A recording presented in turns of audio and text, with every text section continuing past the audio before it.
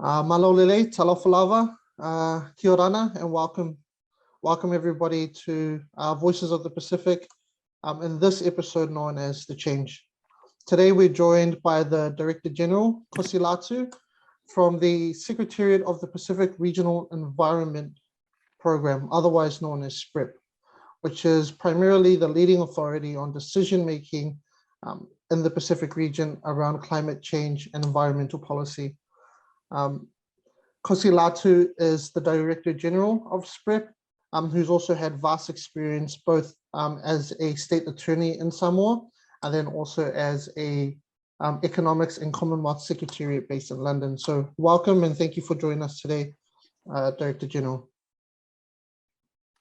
Kia ora, and thank you very much, Richard, for that introduction. It's a pleasure for me to be on this very important discussion this afternoon. Thank you very much, and welcome to everybody who is listening. Thank you. Great. So obviously this is pre-recorded, but I guess we will be getting a lot of comments afterwards. So I hope that you'll stay in touch with us for any further inquiries. But to start off this discussion, I'm wondering if you could set some precedents for us about SPREP. What is SPREP as an organization, and primarily what does its work revolve around? Yeah, I think it's important to put things in its sort of broad context. So SPREP stands for the Secretariat of the Pacific Regional Environment Program. So it is the regional organization that's been mandated by our Pacific leaders to take the lead on environmental matters for the region. We're an intergovernmental agency, so we comprise of about 26 member countries. That includes about 21 Pacific Island countries and territories. We have territories of the US and France that are part of the organization as well. And then the rest, which is 5 metropolitan countries that include New Zealand, Australia, the UK, France, and the US. So it's a mixture of the big countries in the region and the small Pacific Island countries and the territories of the metropolitan countries. We have been around for more than 40 years. But formally as an intergovernmental agency, we were established in 1993 by treaty. So it's a treaty-based organization. But prior to that, SPREP had operated as a program of the Secretariat of the Pacific Community, or SPC. SPC has been around much longer. It was set up soon after the Second World War in 1946, based out of Noumea, New Caledonia. The membership between SPREP and SPC is very similar, with maybe 1 or 2 countries that are not part of both organizations, but the rest of the constitution of the members are pretty much the same. So before we became an independent agency, we were a program of SPC for many years, and that was pre-1991. And before that, before it became a program of SPC, SPREP started as a coral reef monitoring program way back in the 70s. And it was a one-man band by a man called Arthur Dell, and is sometimes referred to as the godfather of SPREP, because he was more or less the person who started SPREP, but as a one-man person. But then, of course, the issues relating to the environment increased in importance and grew. And then became a program of SPC before it morphed into an independent agency for the Pacific region. Why does SPREP exist? It existed because of, I guess, the acceleration from a program to an international independent organization was influenced greatly by the nuclear tests in the Pacific in the 1980s and the 1990s, especially. Leaders felt that we needed, a specific agency charged with the mandate of promoting cooperation in terms of protecting and managing the environment, while also dealing with issues that have serious implications on the environment, such as nuclear testing and so forth. So we're based in Samoa. We are an organization that is made up of different nationalities. We have Kiwis, we have Australians, Americans, and of course, Pacific Island countries. We are a small organization of about 140 personnel, but our mandate is for the Pacific. That means we operate right throughout the Pacific region in the areas of climate change, biodiversity, island ecosystems, waste management, and environmental monitoring and governance. So that in brief is what SPREP is, and a little bit of history. And I'm the Director General, as I said, but I'm finishing my term in about 4 weeks' time, end of March. So I've been at the helm of SPREP for about 6 years as Director General, and prior to that, I was the Deputy Director General. So I've been with SPREP for about 12 years. Oh, nice. Thank you for that explanation. I was wondering if you could expand a little bit about the mandate. I guess there is a lot of social uproar about the state of climate change, especially with the coalition of parties or COPs that have been kind of become more important recently. And we definitely want to consider, I guess, how this is impacting the Pacific Islands. Now, there are definitely a lot of cases that center around, say, for example, we talk about 2015, where Vanuatu had to use 60% of its annual GDP just to repair from typhoon seasons and such. And I was wondering if you could give us a brief rundown about the current state of the Pacific Islands around climate change. So I guess the biggest one would be sea levels and implications of rising sea levels with islands like Tuvalu and Fiji, etc. Yeah, I think the first thing you've got to look at are the threats of climate change on the Pacific Island countries. So, I mean, sea level rise is a very real threat to many of our Pacific Island countries. 4 out of the 6 lowest countries in the world are in the Pacific. So you have Tuvalu, you have Kiribati. Most of those countries, highest point is no more than 2 meters high. So you can imagine a tsunami can completely devastate any of those small island countries in the Pacific. We saw a little bit of that in Tonga in January, where some of the smaller islands within the Tongan group near Tongatapu and near the volcanic eruption were completely wiped out by the tsunami. And the interesting thing is that the tsunami wasn't caused by an earthquake, it was caused by the volcanic eruption. So the threats are real, and we're seeing all kinds of things happening. There has been a number of relocation in some of the islands in the Pacific, like in Papua New Guinea, like in Vanuatu. We've seen relocation inland as well in many of our countries as well, including Fiji, Solomons. That has happened. It is the threat of climate change is real. It's not an anticipated impact. We are seeing it every day of our lives. It's affecting our communities, affecting our livelihoods. It's affecting our future. For us, it's a matter of survival. It's affecting, food security. We're seeing a greater, more and more impact on our coral reefs, which is a very important ecosystem in terms of our survival. Most of our people live around the coastal areas. And so we're seeing ocean acidification, impact our coral reefs. Many of our coral reefs are not in a good shape at the moment. And then, of course, you move inland, you look at what's happening inland, there's water inundation, of our water supplies because of, the sea level rising and also moving more and more inland. And so, it's very difficult for our people to leave their communities because of the cultural and spiritual attachment to those lands and those places and communities, because that's where they grew up. That's where their ancestors are buried. Those places are places of great cultural significance. And so it's very, very difficult, but we have no choice. And so we're seeing that. The science is also telling us, Richard, that based on the modeling that SPC has done, that the fisheries in terms of tuna is going to shift in the next few years from the west to the east. And many of the countries depend on fisheries, particularly tuna, for their national income. Small countries like Kiribati account for about 40% of their GDP from fisheries.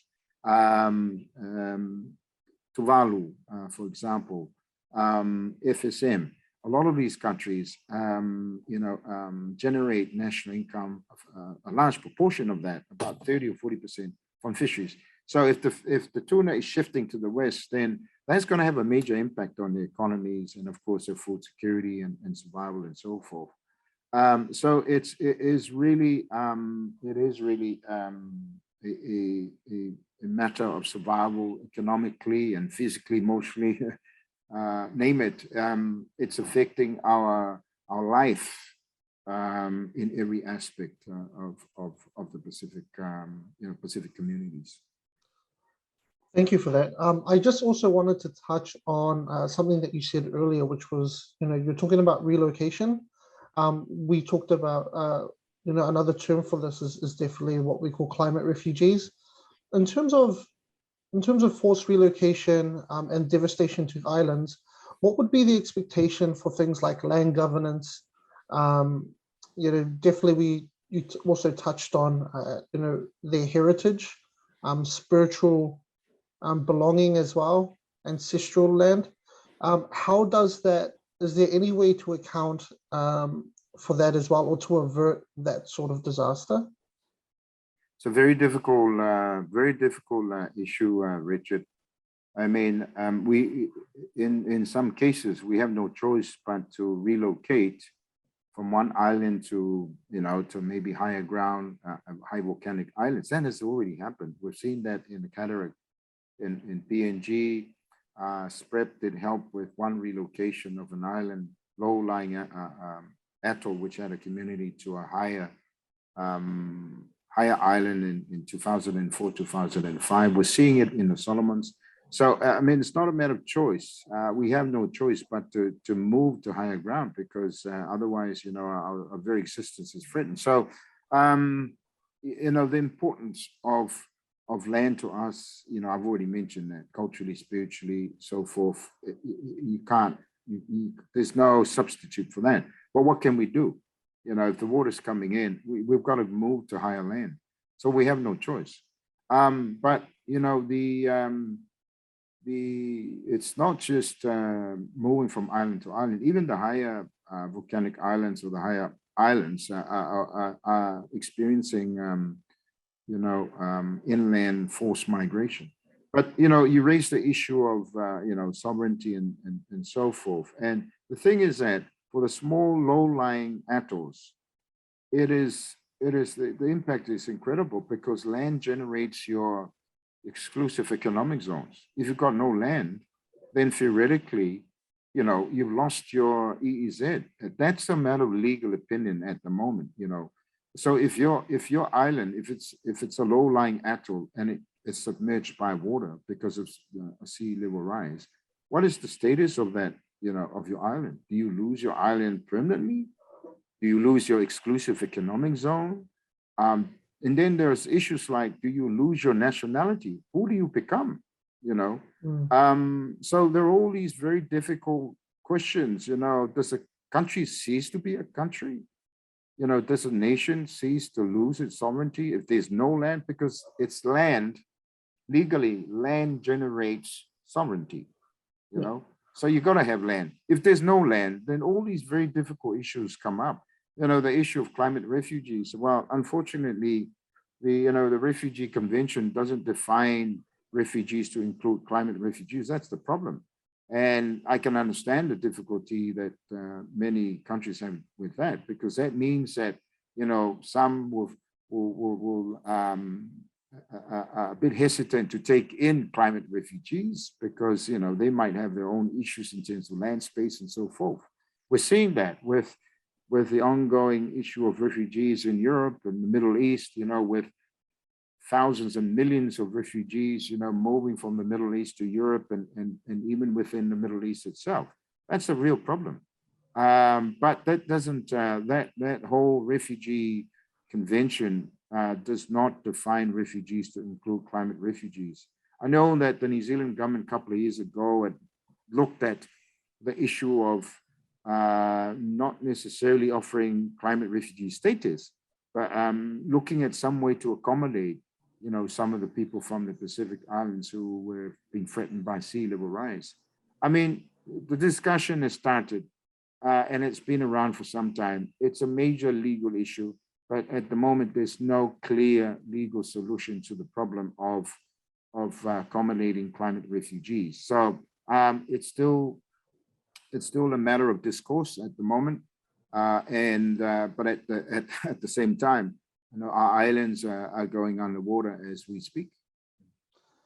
On that topic as well, I guess I would just like to ask, I guess based on your expertise in the area and with your organization, is there a specific timeline that we have for before this happens, before these issues of major island sinking, loss of sovereignty, before it becomes so wide scale? Do we have? Yeah, there's that raises a whole range of dimensions, Richard. Now, let me make a comment in the context of the UNFCCC COP26 discussions and debate. SPREP has been involved in every COP since the first COP, 1991. And we've been at every COP since then. We've attended every COP.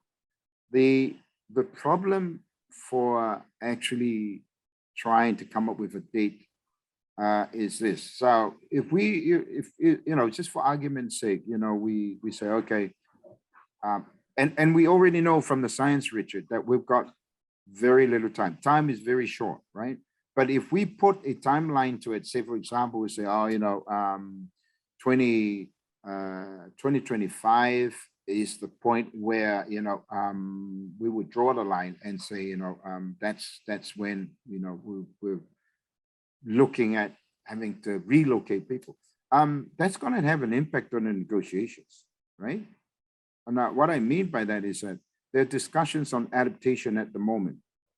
So you adapt because of the impact of climate change. Now, if there are countries that are still opposed to the whole discussions and the impact of climate change, despite the science, and unfortunately, many of those countries that oppose the issue of climate change as being a real issue are the big countries, And once you start doing that, they'll then say, well, what's the point of discussing adaptation? If you guys are going to go, I mean, this is a crude way of putting it. If these small island countries are going to go underwater, why are we talking about adaptation? It's a waste of money. You see what I mean? Yeah. So it's a very sensitive issue. We're not trying to put a timeline and say, 2025, that's the end point. We've got to make sure we relocate everybody. We're sensitive to the issue that, to the point that, particularly in the context of the negotiations, once you start putting a timeline, then that is going to have a serious impact on the current negotiations. And the big countries that are responsible for emissions were not very supportive of, all the time. There's some who are supportive, but there's a big majority of the big countries that are not supportive of adaptation and providing, access to finance to adapt to the adverse impact. It's going to be very difficult for us as a region to negotiate, because they'll just say, well, listen, you've given yourself a timeline. In 5 years, most of your islands are going to go underwater. Well, what's the point of talking about billions of dollars, to provide adaptation support to you guys if you're going to go underwater? Why don't we look at something else?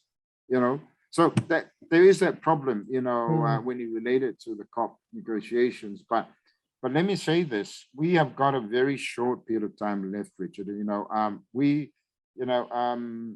The focus of the Climate Change Convention, the UNFCCC, is mitigation. That's the core of the problem. We have got to reduce emissions. And actually, the big countries have got to be ambitious. They have not been very ambitious with their what they call the NDCs, National Determined Contribution, is basically another word for emissions, their plans to cut their emissions. And so for us, we have a very small window of opportunity to try and keep with the 1.5 degrees pathway. At the moment, the data that we have based on what the global community have provided for their NDCs is that we're around 2.3, 2.5 degrees increase already. So we have a major problem with the time, and time is very, very short. The science is very clear about that. We've got to act now. But, if we start putting a timeline saying, okay, 2025 is the end point, that is going to change the whole nature of the negotiations right now. That's a problem. I know politically, the Pacific are very conscious of that. We just know that we have a very small window of opportunity, and we're saying to the global community, especially the big countries, we've got to stop this rhetoric. We've got to stop making these pledges and statements. We've got to see some urgent, bold action, practical action done on the ground to try and keep us on the 1.5 degrees pathway. Cool. Thank you for bringing that up as well. I guess that will be kind of the next topic that I would love to have a discussion with you. You mentioned that SPREP has been part of the coalition of parties or COP since the very first one. Could you give us some context as to the purpose of COP? Because I guess in terms of general society, we only think about things like the Paris Accords or big decisions, and we're not very good, I guess, covering some of the more, I guess, the more effective ways that we're tackling climate change in terms of what is actually being done, and then the specific pledges that seem to never be followed through.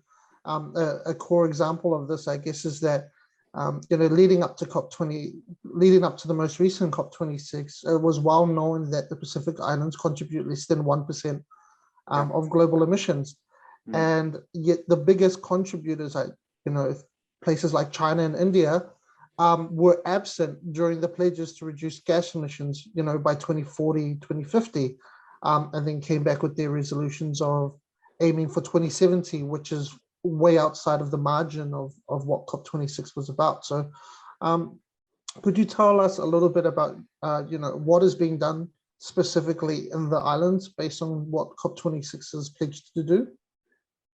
Yeah, I think there were actually two questions that you raised. You asked about what is COP. Most people don't know about COP. Why is it important, and why is the region involved in that? Why is PREP involved in that? And then, of course, the second question that relates to all these statements and pledges made by the big countries and the impact of that by not carrying through those pledges on the Pacific. So the first point I'd like to make is that climate change is a global issue. It's not just a national issue. It is a global issue. What people do in one part of the world, we have seen, and the science has proven, it will impact other people who are not responsible for it. So to deal with the problem and to come up with solutions, you've got to have a global approach. And the global approach that was agreed to by the global community, in 1991, was to agree on a global convention on climate change. So that's the United Nations framework for climate change, like the Convention on Climate Change, UNFCCC.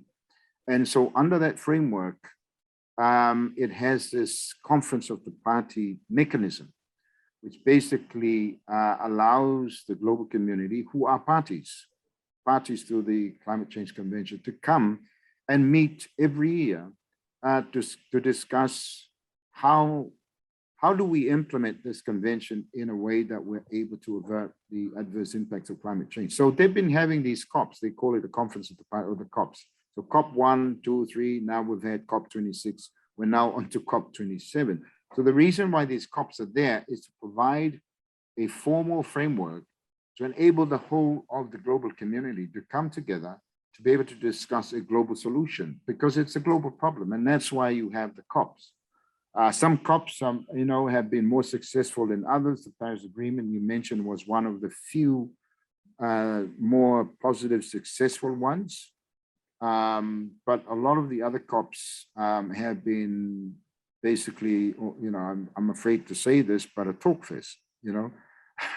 COP26 had some good achievements, but there were also some disappointments. For example, the $100 billion that was pledged way back in Copenhagen, I think it was either 2010 or 2009. $100 billion was pledged by the big countries, by the year 2020. Well, that was 2 years ago, and still the 100 billion has not been achieved.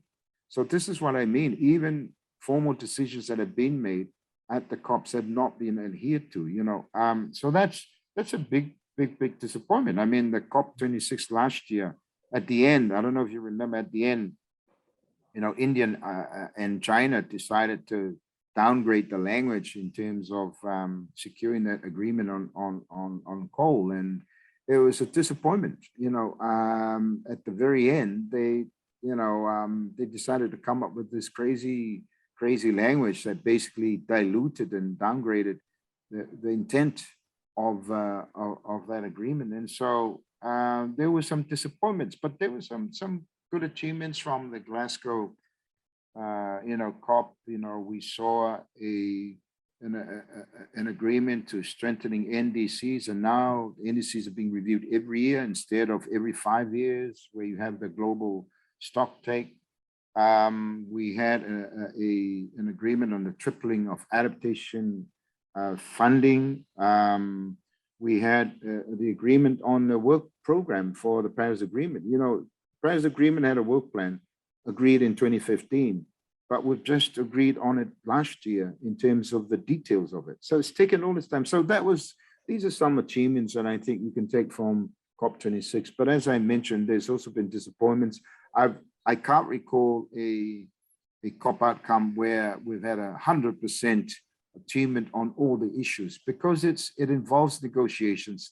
There's give and take, so parties try to meet each other halfway. So you get a solution that has a little bit of this and that for each party, but doesn't really quite come up with the solution that they're wanting. So that's the problem with the COP framework. It's a negotiated framework. And so there's no guarantee that you will get what you want. And that's been the major problem for us.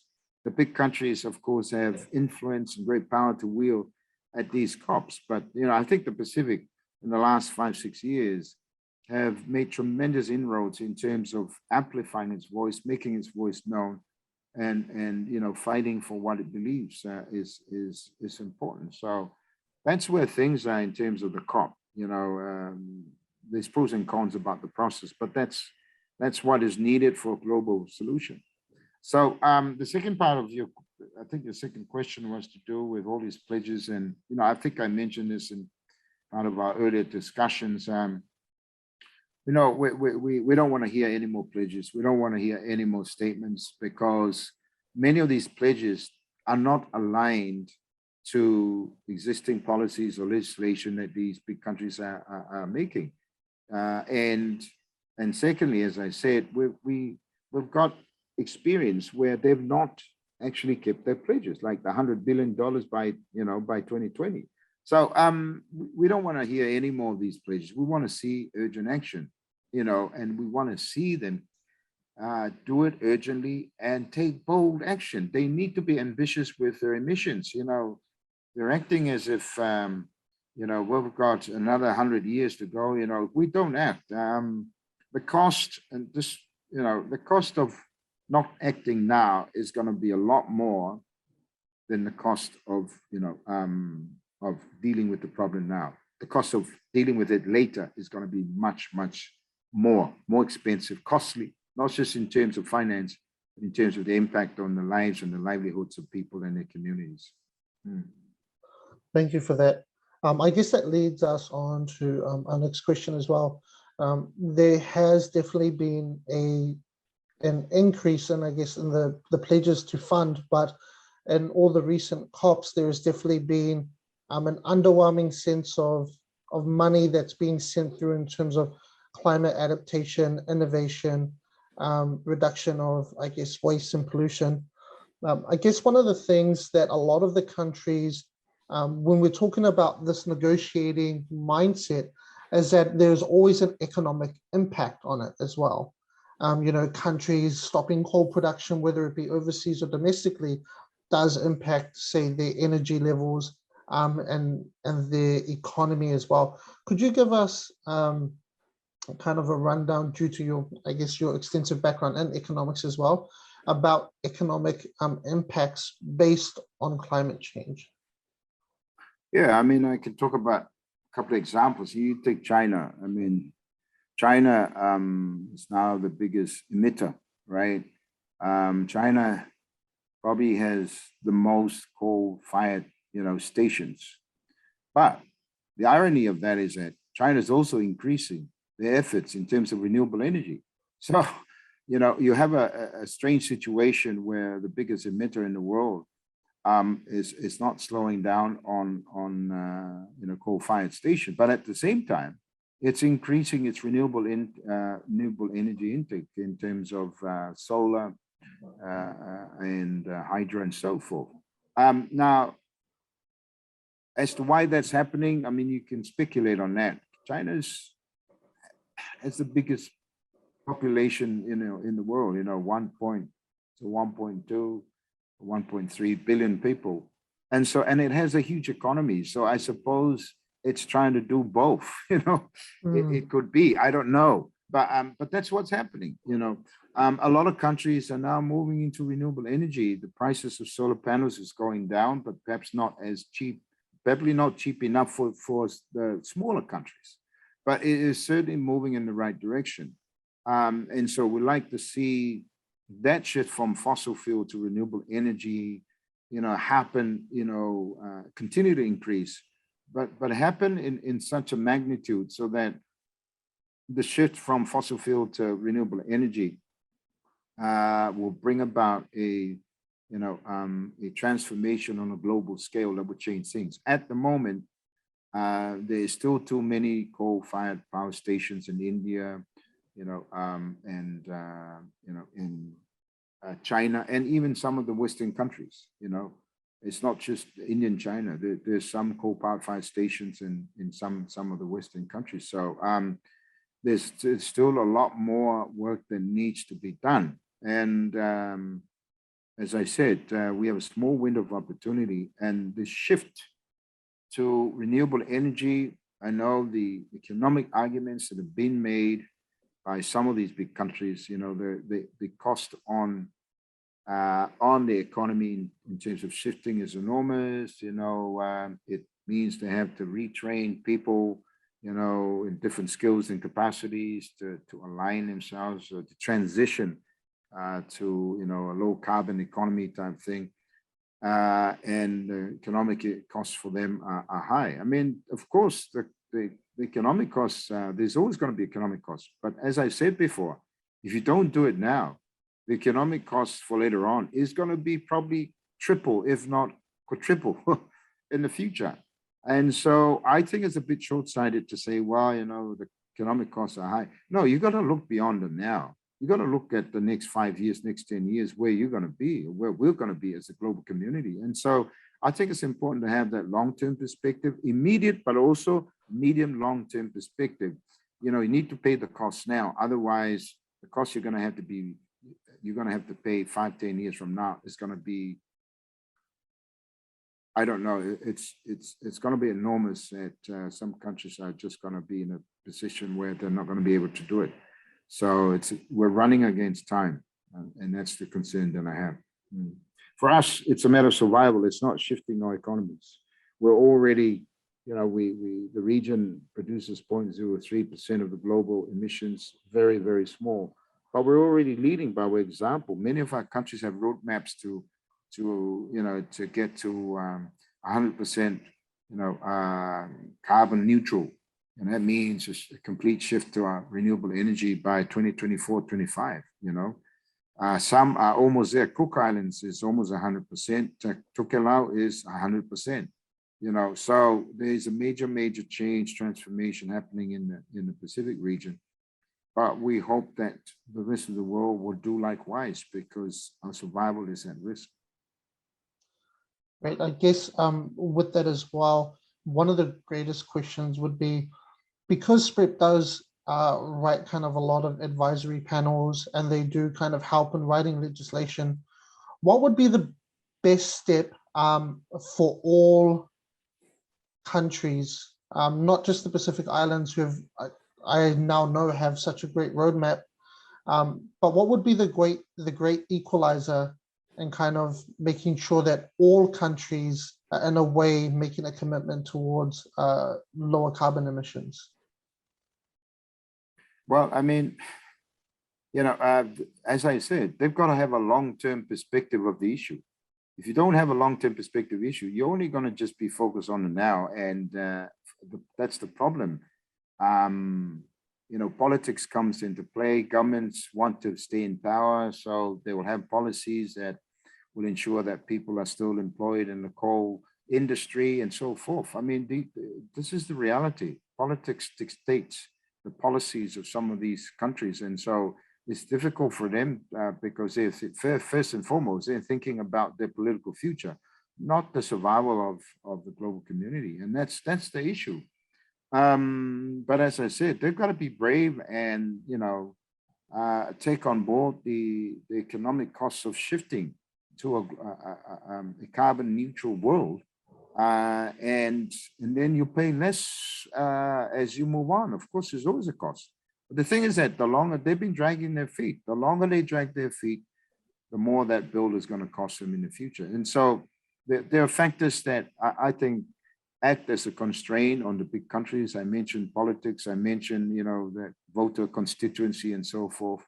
And then, of course, they're thinking of jobs, in the short term, but they're not thinking of employment in the long term. And they're not thinking of survival. This is a matter of survival. I mean, what else do you want to know? I mean, every country, in the last 12 months, we've seen flooding happening everywhere, in China, in Europe, even in the States, bushfires everywhere. I mean, what else do you need? I mean, it's right in front of them. And, it surprises me that they just continue to, it's like, it's like the Titanic, it's sinking and they're still playing music. It's like, Nero, Rome is burning and still fiddling around, that's almost like, sorry, but that's just how I like to describe the current attitude, to the problem at the moment. Very short-sighted, unfortunately, and we're placing economic imperative more important than lives and the survival of people, and unfortunately, that has to change. So unless there's a coming together of understanding on that issue that, hey, this is more than just the economy. This is about us, having a future in the next 5, 10, 20, 30 years. Then unless it happens, it's going to be very, very difficult. Great. Thank you for that, Kosilatu. And thank you for joining us today. I guess, would there be any final thoughts of impressions that you would love to share with us? Yeah,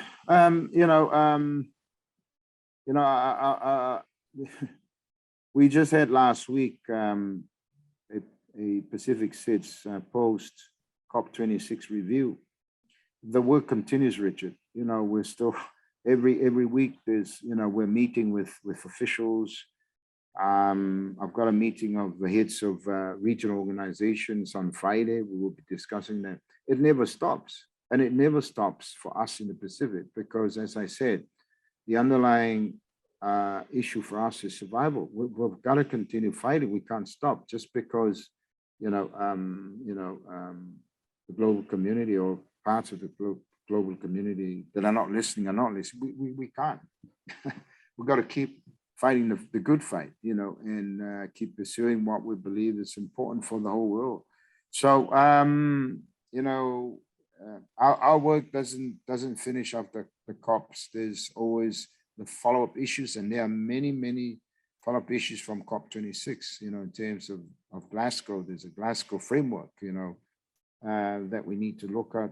In terms of follow-up, and there's a lot of issues that even right now our teams and officials are looking at in terms of preparing for COP27 in Egypt. So the work continues. But we don't know what else that we need to tell the global community in order to change their minds. We just hope that common sense will prevail. If they're not listening to the science, right? And the science is saying we need to act now and act urgently, then we're praying and hoping that common sense will prevail. Well, thank you for that. Would your final, I guess a lot of the conversation that we've had today has definitely been a little bit of a doom and gloom, because I guess the stakes are so high. Everything feels so imperative and so instant. I'm guessing just based on the work that you do you still have an optimistic view and have a lot of hope that the international community will still gather together to make changes? Yeah, listen, and as I said, it's not all of the global community. There's some really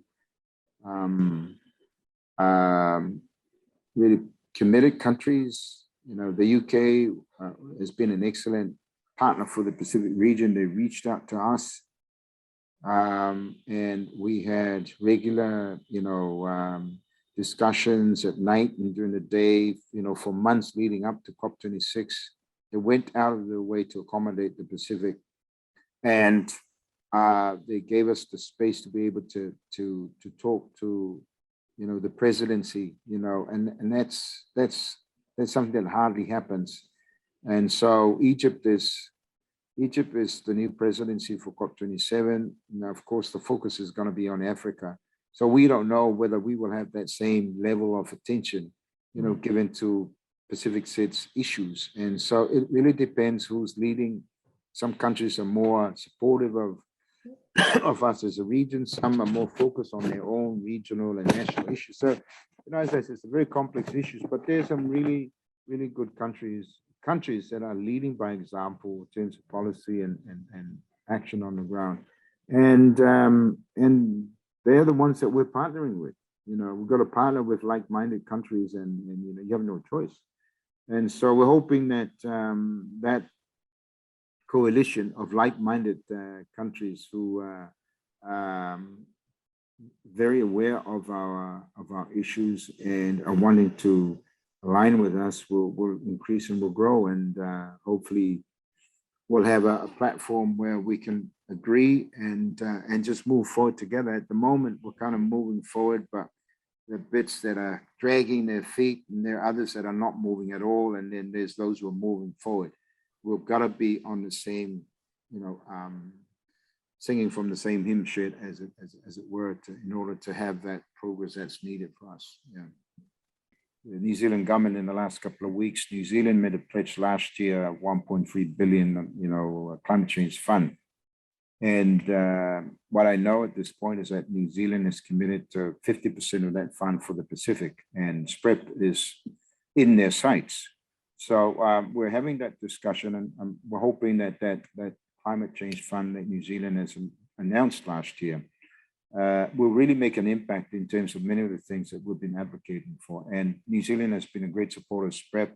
We've worked very closely in terms of just bringing the region together to provide space at the COP, and I wanted to acknowledge that because that's no other country has done that for the Pacific region, but I know that now others are wanting to come on board, like Australia, and wanting to provide that country. So it's good. There's some very positive things that are happening, and we wanted to acknowledge all of the member countries, but also New Zealand for providing that support to SPREP, and we're looking forward to that, to further discussions on how SPREP can play a very important role in terms of that climate change fund that New Zealand had announced last year. Thank you. Well, we thank you for your time today, Director General. We do hope that you make the most of your last 4 weeks, and we do hope that the viewers who are watching this and having a look at this could please support the work that is being done to support the Pacific community. As you all know, that this series was based on a collaboration that we've had not just with SPREP but also with the British High Commission, based on the Trouble in Paradise exhibition that we had now, which brought those to light.